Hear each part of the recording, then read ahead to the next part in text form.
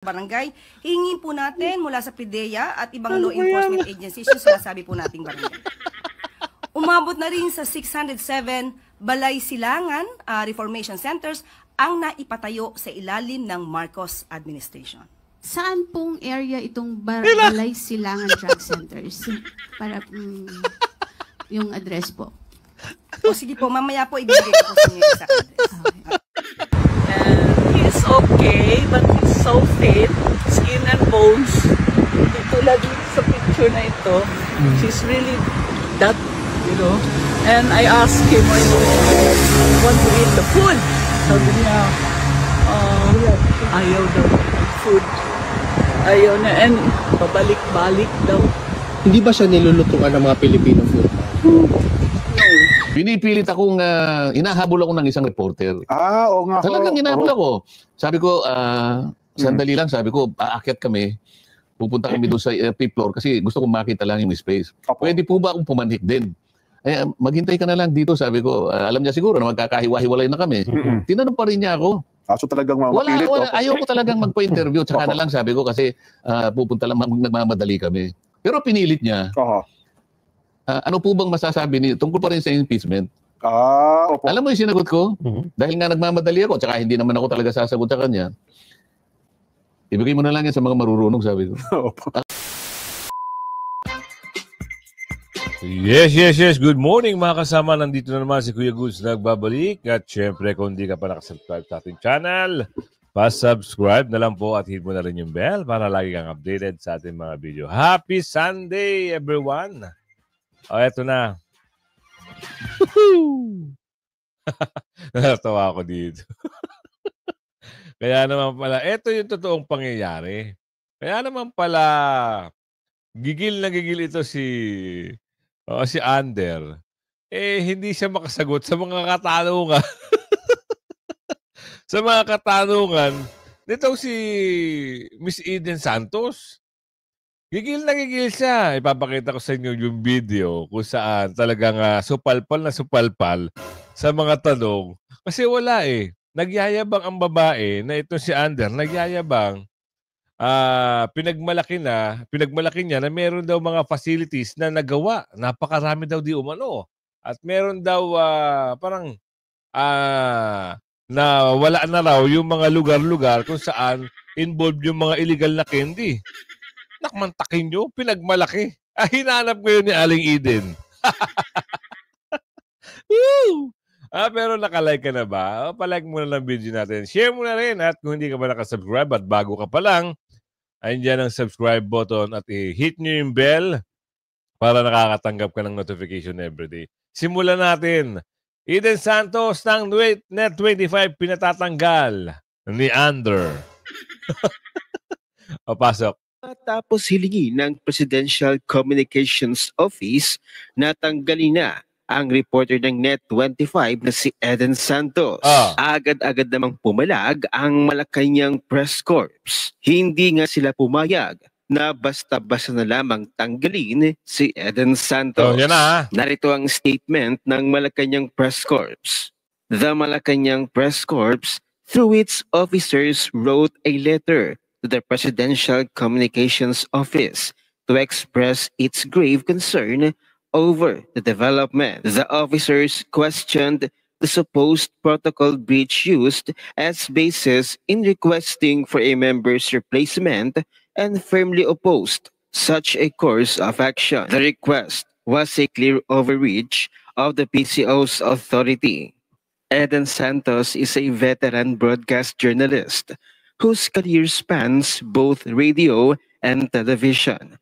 When we launched the network 25 years ago, she was already ahead of her time. One of the earliest digital content creators, long before social media existed. Back then, being a DCC meant doing it all, gathering the data, writing the script, voicing the report, and editing the final cut, something she mastered with precision on Final Cut Pro. Pa-edit ka sa kanya ngayon.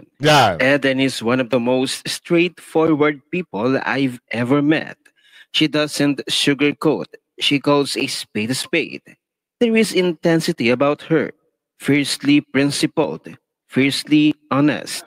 She lives simply, almost Spartan in her ways, uninterested in glamour or the spotlight. Eto naman ang katanungan kasi.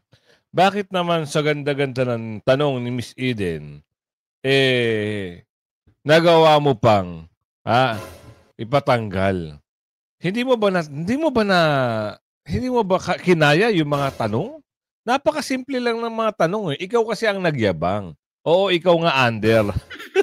Ikaw ang una nagyabang at pinamukha mo sa sambayan ng Pilipino na yung amo mo merong nagawa. Tinanong lang naman ng ni Miss Eden Ano ba ang tanong ni Miss Eden sa'yo? Maya-maya. Basta maya-maya papakita ko sa inyo kung paano siya nasupalpal. Kung paano siya natamimi. Kung paano siya nanggalaiti at sumabog sa galit at naisipan ipatanggal ito si Miss Eden. Ngayon, marami nag-almahan. Maraming bumabatikos. Bakit mo pinatanggal? Hindi mo kinaya ang persa ni Miss Eden? Ano na? Sabi nga halos lahat na lang pinag-initan mo. Yung mga vloggers dati, pinag-initan mo. 'Di ba? Galit ka sa mga, sabi, fake news. Sino ba ang fake news? Sabi ni Aling Ledesma. Viral si Aling Ledesma ngayon kilala na si Aling Ledesma. Sabi ni Aling Ledesma, sino ba ang fake news? Kung ikaw ay hindi fake news, hindi mo sasabihin yung mga bagay-bagay na wala kang patunay. Tama. Tumpak. Diba? Isipin nyo, maghahayag ka, pag tinanong ka, wala kang masagot kung saan lugar. Oo, magbabanggit ka ng pangalan, magbida-bida ka, pag tinanong ka, wala kang may bigay na impormasyon. Ang saklap, di ba? Wow. Naman, under naman. Aling Marie, ano masasabi mo dito kay Under? But don't mistake that simplicity for softness. Eden is fire-wrapped in calm, but she is also loud. If she believes something is right, she will stand her ground and speak her truth. Yes, firmly, directly, unshaken. But beyond the journalist, Eden is also a survivor. When my family faced the painful journey of breast cancer, she was one of the first people I turned to. She knew the road too well. With faith in her heart and courage in her veins, she battled cancer head-on. Even when her hair began to fall, she faced death with defiance and grace and helped us face cancer successfully. Kita niyo kabaitan ni Miss Eden. Wala naman siyang masamang intensyon sa pagtatanong niya. Natural yun. Sinabi rin ng mga ibang journalist at mga ibang reporter na ang trabaho ng reporter ay magtanong na magtanong. Bakit mo ko questionin? Bakit mo pinatatanggal? Bakit mo gustong alisin? Dahil ba buko na? Mayroon ka pang sinabi, ano ba yung sinabi niya? Mukhang nakalimutan ko na Pero, ito lang. Ang sinabi niya, doon sa pahayag niya, papakita ko na sa inyo, kaya maging ready kayo at kayo magbigay ng komento dito sa babaita na ito. Kaya, mahirap magbida-bidahan kung wala kang konkretong, di ba? Wala kang konkretong sagot at ebidensya. Oo. Na nagbumula kung talagang totoo ba. Kasi bigla kang babanat. Ito ang nagawa, ito ang napagawa. Nak ng tipaklong. Saan nga? Saan lugar puntahan namin? Nakakalorke ka. Under, nakakalorke ka. Kaya mamaya may pahayag din sa'yo yung ibang ano ba sabi doon? Parang kung halimbawa talaga magsalita si BP Sara, papalitan ka. Pwede, maaari. Maaari. Papalitan sa, ewan ko kung totoo yung video na ito. Kaya mamaya, bibigyan natin ng slide at re-reaction na natin kung totoo man. Pero, ang totoo sa totoo, eto, kung bakit siya nasupalpal. Ipasok mo. 2022 hanggang May 31, 2025, umabot na sa 4,027 barangays ang naideklarang cleared sa illegal drugs. May we know po kung anong mga barangay, kahit ilan lang po, no? Yung 427,000 na binabanggit ninyo na na-cleared na sa illegal drugs. Okay, sa ngayon, yan pa lang po ang ating natanggap at wala po tayong detalye patungkol sa barangay. Hingin po natin mula sa PIDEA at ibang law enforcement agencies yung sinasabi po nating barangay. Umabot na rin sa 607 balay silangan, reformation centers ang naipatayo sa ilalim ng Marcos administration. Saan pong area itong balay silangan drug centers? Para yung address po. O sige po, mamaya po ibigay ko po sa inyo yung exact address. Ito, nasama ako dito. Nakita ko lang ito. Kaya kinuha ko yung video na ito. Kasi ang ganda eh. Kaya dito siya ng Galaite. Kaya ang saklap. Diba? Sampal ito. Kasi ang hirap magsinungaling. Kita mo, wala. Mamaya araw, bibigay nila sa akong sa address. Diba? Wala sila mapakitang ebidensya kung saan ba talaga. Hindi sila konkreto magbahagi ng kung ano man yung gusto nila ibahagi. Ito ang katunayan, sabi ni Aling Ledesma, ang komento niya dito, ito yung totoong fake news. Bakit? Naghayag ka, hindi mo alam kung saan yung mga lugar-lugar na yun. Anong gusto mong palabasin? Nagbida-bida lang, ganun. Sabi ng ganito, sabi ng ganun. Pero, kita mo nga, nagsalita nga na amo mo eh. Yung flood control, hinanap eh. Wala may pakita. Asa na? Ito pa kaya. Baka kwentong barbero na lang ito. Kwento sa unggoy. Diba? Ang saklap. Kaya ito, mas maganda. Meron dito papalitan. Gusto kong maibigay sa inyo yung slide na ito. Intindihin lang natin ha. Para mas maganda. Malaman natin kung ano yung mga pag-uusap. I have seen... Ay, wait. Mamaya yan. Ayan yung pag-uusap kay Tatay Digong sa Dahig. Ito muna yung bibigay natin na magandang ano yung pag-uusap dito. Siya na naman si Ander na naman yung nakamuka dito eh. Ano kaya ito? Ating presidential spokesperson, si Claire Castro. At sa po dito ay yung kanyang pagsita sa Vice Presidente na panay daw ang biyahe pero wala daw accomplishment na i-report. Ang tanging tungkulin. Ayun pala ang pagpunaan niya. Pagsilip niya, pagbiyahe ni Bibi Sara, ay wala naman daw. Tuloy mo, attorney. Ng Vice Presidente sa ilalim ng konstitusyon ay maghintay na ang presidente ay ma-incapacitate, mamatay, o di kaya ay alisin sa pwesto sa pamamagitan ng impeachment or any other lawful means.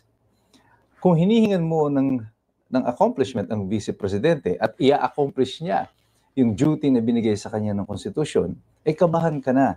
Kasi wala ka ng trabaho. Ibig sabihin nun, pag na-accomplish ng Vice Presidente yung tungkulin niya, under the Constitution, she would have assumed already the role of the President. Dahil bumaba na sa pwesto si Bongbong Marcos. O tinanggalan siya sa pwesto, o di kaya may nangyari sa kanya.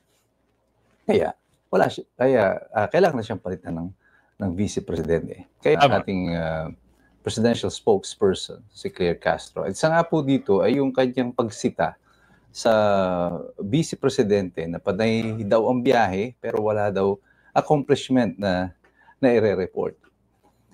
Parang tila ba nalimutan ni Yusek Claire Castro kung ano yung tungkulin ng Vice Presidente. Hindi porkit nagbiyahe ang Vice President, kailangan pag-uwi niya ay meron siyang i-report na accomplishment.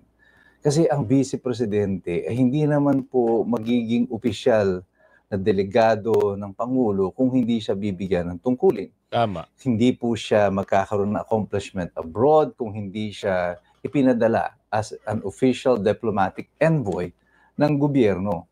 Ang Vice Presidente po, under Article 7 ng Constitution, ang kanyang trabaho ay basically ceremonial.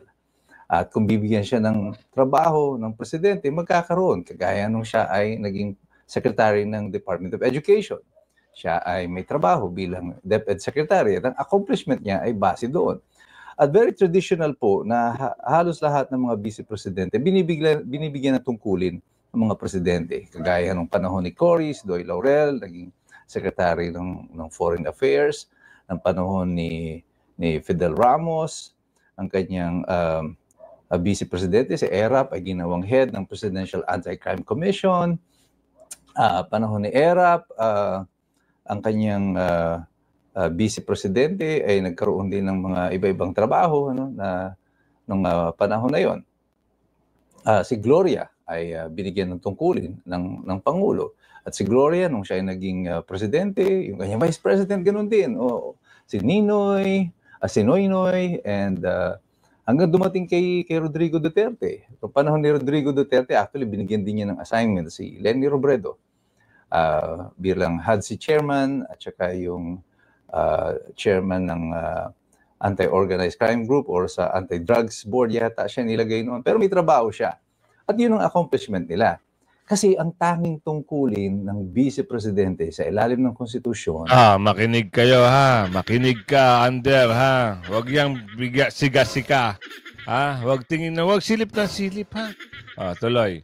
Ay maghintay na ang Presidente ay ma-incapacitate, mamatay, o di kaya ay alisin sa pwesto sa pamamagitan ng impeachment or any other lawful means.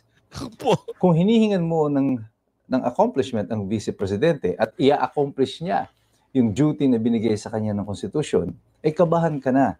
Kasi wala ka ng trabaho. Kita mo na. Huwag kasi silip na silip eh. Oo, nag-aabang lang daw. Sabi sa video. Hindi naman tayo nangunguna pero sabi sa video, kabahan ka na kung halimbawa. Kaya lalo kayong kakabahan, sa makikita at mababalitaan nyo. Bakit? Ano ito? Ano yung mararamdaman nyo? Bakit na niya naman makikita si BP Sara dito sa religious group na ito? Ito na. Kabahan na talaga kayo. Bumisita at nag-courtesy call sa Executive Minister ng Cristo, si Vice President Sara Duterte. Narito ang detalye. Dumating si Vice President Sara Duterte sa Iglesia ni Cristo Central Office sa Quezon City. Siya ay malugod na tinanggap ng Executive Minister na si kapatid na Eduardo V. Manalo. Muling bumisita ang pangalawang Pangulo upang personal na ihatid ang kanyang pagbati sa Iglesia ni Cristo kaugnay sa pagsapit sa ika-100 at 11 anibersaryo ng pagkatatag nito ngayong buwan ng Hulyo. Ipinagpasalamat niya ang malaking bahagi ng Iglesia ni Cristo sa lipunan upang matulungan ang maraming Pilipino tulad ng isinasagawang pagtulong sa mga labis na nangangailangan sa pamamagitan ng lingap sa mamamayan lalo na sa panahon ng kahirapan at mga nararanasang kalamidad sa bansa. Maging sa iba't ibang panig ng mundo ay nakatutulong ang Iglesia ni Cristo sa mga pamahalaan. Yan, mas lalong kakabahan na naman itong mga kalaban ni BP Sara At yung mga talagang nagpaplanong pabagsakin siya. 'Di ba?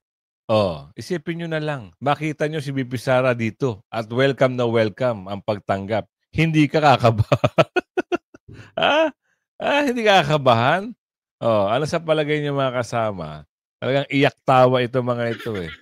Pag nakita nila, mamaya maiinggit na naman yung kalaban yan. Magpaka-courtesy call. Yan ang hindi nila kayang gawin, yung ginagawa ni BP Sara. Bumibisita doon sa mga taong alam niyang nakatulong sa kanya at doon sa kababayan natin sa ibang bansa, OFW, na talagang nakatulong sa kanya. Binibisita niya. Hindi kagaya ng mga yung mga nakaupo. Alam lang, umupo pagkatapos ng eleksyon, nanalo. Yun lang ang alam. Parang ganito lang yan eh. Isipin nyo, paghambing nyo yung ginagawa ni Tatay Digong, ni Yorme at ni BP Sara. Halos magkakaparehas. Isipin nyo lang yan. Ganun lang kasimple. Ganun ang mga totoong public servant. Iniisip niya yung kanyang nasasakupan. Di ba? Ano ginagawa ni Yorme? Hindi pa nakakaupo, pinlasing na ang Maynila. Di ba? Kagaling. Parang ganito lang yan. Si BP Sara, nagpapasalamat, at tinatanaw niya ng utang na loob, at eto na. Sigurado, inggit na sila. Ito, magandang pag-usapan natin to. Ano ba to? Sigurado, sample na naman ito kay Madam Chair Kaayo. Bakit? Ano yan, Kuya Goods? Ito kasi yun. Ito lang yun eh.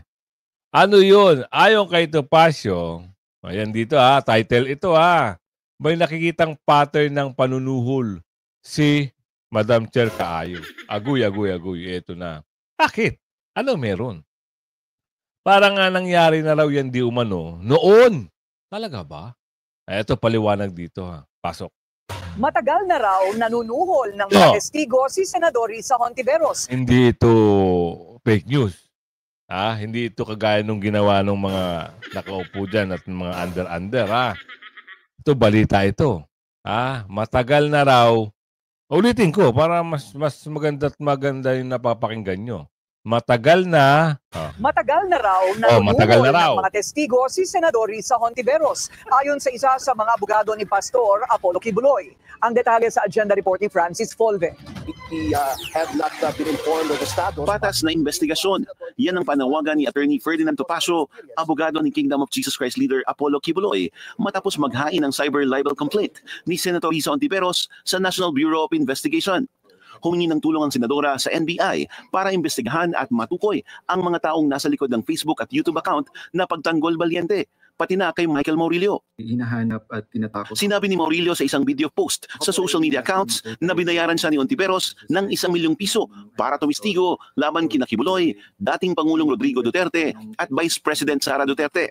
The NBI should investigate not only whether or not this witness was lying, but whether or not there is truth to his allegations in order to make it fair. Bagamat ayaw husgahan ni Topacio ang dating Senate witness na si Maurilio kung nagsisinungaling o nagsasabi ba ito ng totoo, kailangan din anyang tingnan ang sinasabing pattern sa umano'y panunuhol din noon ni Hontiveros sa mga testigo sa iba pang kaso. And the second would be with respect to the Farmally case, where a certain Mark Clarence said on video, on record, that he was bribed by Senator Hontiveros with electric bikes and certain amounts of money to testify falsely against executives of Farmally. Panahon na niya para may maghain ng ethics complaint laban sa senadora. Sa pagkakaalam ni Topacio, wala pang kumakausap kay Maurilio mula sa kampo ni Kibuloy matapos bawiin ng dating Senate witness ang kanyang mga pahayag noon laban sa KOJC leader. It appears to have been spontaneous, but of course, if someone who recants, let us be candid here. If there is a witness who is doing an act that is favorable to your client, it is natural to extend help and assistance to that particular witness. Sa usapin naman ng impeachment complaint laban kay BP Sara, sinabi ni Topacio sa programang On Point na hindi na dapat ito makatawid pa sa 20th Congress alinsunod sa konstitusyon. At kung transparency din lang sa paggamit ng confidential funds ang pag-uusapan, hindi lang anya ang bise ang dapat busisiin hinggil dito.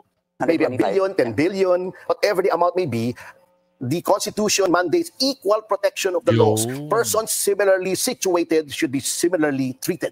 Why was the Vice President singled out? Si Topacio ang itinalagang tagapagsalita. Bakit nga naman si BP Sara lang, di ba? Kailangan lahat equal.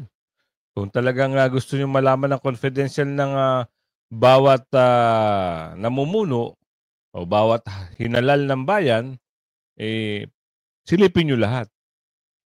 Huwag lang si BP Sara. Yan ang dapat nyo malaman. Diba? Eto na yung nakakalungkot. Dahil hindi pala nalulutuan ng Filipino food si Tatay Digong. Alam nyo yung nakaka-bad trip dito? Oo. Matanda na yung tao. Hindi pa nila binibigyan ng pagkakataon na i-release. Yung interim immigrant. Yan ang nagiging problema. Doon sa mga nakakagigil kayo, mga taga-ICC kayo. May balik naman sa inyo yan eh. Lalong-lalo na doon sa nagpadala. Lapit na yan. Almost, wala nang 3 taon, tapos na ang termino ng mga magaling sa nagmamagaling. Wala nang 3 taon. Ito, ipasok natin ha. And he's okay, but he's so fit. Skin and bones. Ulitin natin na. Ito yung I'm happy that ito yung balita kay Tata Digong sa The Hague kasi nakausap siya ng kanyang si Miss nanay ni BP Sara. Oo. Ito nagkwento lang siya kung ano yung sitwasyon ni Tatay Digong diyan sa The Hague. I've seen him and he's okay, but he's so fit. Skin and bones. Tulad sa picture na ito, she's really that, And I asked him when he want to eat the food. Sabi niya, ayaw daw. food. Ayaw na, and pabalik-balik daw. Hindi ba siya nilulutuan ng mga Filipino food? No. So whatever lang. Yeah, then at least he said that he is no longer taking any meds. At least okay yan, no? He's healthy. Parang tingin ko he's healthy, but as an old man, you never know. Yeah. Tulad na mahina na maglakad, you know. Yun na. But kaya kayo mga taga-ICC kayo, ha? Kung pwede lang magmura, murahin na kayo mga. Pati mo, pati pagkain. Ang lupit nyo, ha? Kaya gawa-gawa lang talaga kayo ng mga kwento nyo. Ha? Ikwento nyo lahat yan sa pagong para paniwalaan kayo. Pero ang mga Pilipino, hindi na ho naniniwala kahit sa mga nakaupo dito. Doon sa mga durobot, bakulaw, at doon sa nagplano kay Tatay Digong para ilipad sa dahig. O kayo rin, wala rin kayong mga puso. Isipin nyo, matanda na. Ginaganyan nyo pa. Dapat nyo, pinag-uusapan nyo kung kailan nyo papalayain. Paabutin nyo pa ng September yung first hearing. Naklong tipaklong kayo. At pinagtanggol ng Net25 reporter, pinagtanggol sa Malacanang. Ito na to, maganda. Pinagtanggol. Bakit? Siyempre naman magaling ito si Aling Eden pasok. Kung sulat ng Presidential Communications Office. Lumabas na sa pahayagan. Meron na ba sa pahayagan? Ayun, no? At ito, ayusan na natin talakayin ito, Sen. Kasi ang pagkakaintindi natin, dapat ito po internal sa pagitan po ng Net25 at saka ng Presidential Communications Office. Sumulat po kasi sila sa atin hong Chief of Reporters na hinihiling na ang ating reporter sa Malacanang na si Ate Eden Suarez Santos ay mailipat daw po ng ibang beat assignments, Sen. Bakit daw? Sapagkat si Eden daw po ay meron yatang ay mga paglabag sa protocol sapagkat nais niya yatang mag-ambush interview kay Pangulong Bongbong Marcos sa isang event. Kaya yun po ang ginamit nilang ground para sumulat daw po sa ating himpilan, Sen. Teka muna, yung protocol na yun ay dumaan sa public hearing. Lahat ba ng mga pwedeng makisama sa isang kalipunan na reporter at kung saan sila dapat maistasyon, alam nila ipinaliwanag yung protocol na yun. Alam nila lahat. At pumayag lahat. Actually, wala namang dito tanong. Kasi ito'y parang mensahe na pinadadala sa lahat ng mga himpilan ng radyo, telebisyon at mga reporters na nagko-cover ng Malacanang, Sen. So, bakit naman, baka naman lumalabag na kayo sa press freedom pag ganyan? May ganun ba? Kung minsan kasi, may kinakailangan itanong talaga at hindi mo naman talaga mapipili yung oras. Lalo na yung pagkakataon, doon mo lang nakita halimbawa yung taong gusto mong tanungin. At talagang gusto mo naman itanong yun sapagkat bahagi ng tungkulin mo. Hinahabol mo talaga yung may mga yung reporter May mga oras, may mga deadlines. At siguro isa sa kanyang assignment ay kailangan nating magkaroon ng ganitong reaction mula sa taong ito. Ang deadline niya, yun ang panahon na nakita niya. Tama. Paano mo ipagbabawal yun? Parang may nilabas silang video, Sen. Kung hindi ako nagkakama, ito ating event sa Tarlac, tama ba, Nelson? Na parang may papakita ba natin? Alam ko nilabas din nila Sa parte na sinasabi mo, merong protocol na bawal ang ambush interview sa ating Pangulo. May ganun po na pakiusap sila na kung maaari, wala tayong ambush interview, maliban ng gustuhin ng Pangulo na yun naman pala. Bakit ayaw ba ng Pangulo na ma-interview siya? O sila lang ang gumagawa ng paraan? Baka naman ang Pangulo nakahanda namang magpa-interview. Sila lang. Yun ang sinasabi ko, yung protocol ba na yan, pinag-aralan, at yan pa sinang-ayunan ng lahat ng mga reporters na may kinalaman dyan. Parang yun ata kasi request yun, Sen. Parang protocol. Request basically. Ako, personal. Kung hihilingin nila si Eden Suarez Santos ay ilipat at alisin doon. Paano natin gagawin yun? Si Eden pa naman ang pinakamatinik nating reporter. Paano isa-substitute yan? Sana kuhahanap pa. Napakahirap namang kumuha ng reporter. Alam mo naman ang reporter natin, taon na. Taon na ang kanilang training dito. Hindi naman ganun kadali na basta ka na lang maglipat. Saka hindi ganun naman ang patakaran. Bakit naman ako? Kauna-una ang pagkakataong pumunta lang ako sa Senado para lang makita ko yung espasyong binigay sa akin para sa aking opisina. Dalawang bagay kasi ang ipinunta ko ron, meron yung orientation dun sa Finance and Administration.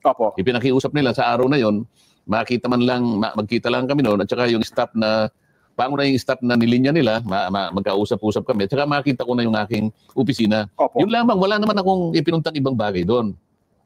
Pinipilit akong, hinahabol ako ng isang reporter. Oo nga. Talagang hinahabol ako. Sabi ko, sandali lang, sabi ko, aakyat kami, pupunta kami doon sa fifth floor kasi gusto kong makita lang yung space. Pwede po ba akong pumanhik din? Maghintay ka na lang dito, sabi ko. Alam niya siguro na magkakahiwa-hiwalay na kami. Tinanong pa rin niya ako. So talagang mapilit. Ayaw ko talagang magpa-interview. Tsaka na lang sabi ko kasi pupunta lang, nagmamadali kami. Pero pinilit niya. Ano po bang masasabi niyo tungkol pa rin sa impeachment? Alam mo yung sinagot ko? Dahil nga nagmamadali ako, tsaka hindi naman ako talaga sasagot sa kanya. Ibigay mo na lang yan sa mga marurunong, sabi ko. Akalain mo, in-upload niya sa ano na, Inquirer naman yan. Inquirer. O ngayon natin, 1 milyon na yung views. Yun lang mga sinabi ko. Yun lang sinabi niyo. Yun, ibig kong sabi, kaya nga ayaw ko magpa-interview sa kanila eh. Nagagamit lang nila para lumaki yung views nila. Ang aking ipinangako sa sarili ko, pupunta lang ako doon sa network na nire-respeto ko. Yung network, nakasali ako doon. At doon, gusto nila akong pakinggan, makinig sila sa network. Nice. Pero may kinalaman sa ambus. Ambus interview. Bakit doon hindi binabawal? Tilang hinabol niya ako eh. May statement po ang dito, mga opisyal ng Malacanang Press Corps. Ayan. Nagpadala sila ng liham sa PCO, Presidential Communications Office, upang ipahayag na tinututulan nila yung request na pagpapalit sa reporter. Member kasi, di ba, ng Malacanang Press Corps. Member ng Malacanang Press. Sabi nila, Malacanang Press Corps na pribadong grupo yan. Ito yung mga reporter na nagko-cover sa Malacanang. Ibig sabihin, pinoteksyonan ng Malacanang. Malacanang Press Corps. Di maganda. Tinututulan nila na dahil lang sa protocol breach ay ililipat mo ang isang reporter. Batay sa kanila, ay hindi po pwede na ang isang protocol ay maging dahilan para hindi magampanan ng isang reporter yung kanyang tungkulin, lalo na kung ito ay kaugnay na ng ano. Yun na nga sinasabi ko. Nagkakataon niya na yun eh. Kaya ako, sinasabi ko ngayon, ako personal lang naman din. Ano? Hindi ko na kayo sinasangkot at ang ating programa. Ako personal ko lang. Simple, nakamagaling nating reporter eh. Saan ako hahanap na ipapalitan ka niya ng ganun-ganun kadali? Ano masasabi ko dyan? Si Eli Saludar nga, 17 years na nag-cover ng Malacanang. Walang galang na sa ibang reporter natin. Ang sabi niya, meron talaga mga ganyan protocol, pero wala nakakapigil sa isang reporter. Tanong siya, Mr. President, ano masasabi siya? Minsan daw may mga pagkakataon na ang Pangulo, kahit walang schedule na interview, sumasagot. Lumalapit sa mga reporter. Panahon ni FBR, panahon ni ERAP, panahon ni GMA. Wala nakaschedule. Oo nga naman yan. Kasi ang trabaho ng reporter ay magtanong at magtanong. Bakit mo ipapaalisin? Kaya ito na. Ay, sampal na naman ito sa action mo. Anak ng bugi talaga. Wala ka ng tamang ginawa, under. Sabi ni Aling Ledesma, wala ka ng tama. Lahat na lang, lahat sablay. Nakikita ng tao, lahat ng pahayag mo, negative. Sabi ni Aling Ledesma yan, anak ng bugi naman, Kaya, mga kasama, kung umabot ka sa bidyong ito, saan ka man lugar, shoutout sa'yo ng bonggang-bongga. At hanggang sa muli, mega love shoutout. Paki-like and share ang video. Bye-bye.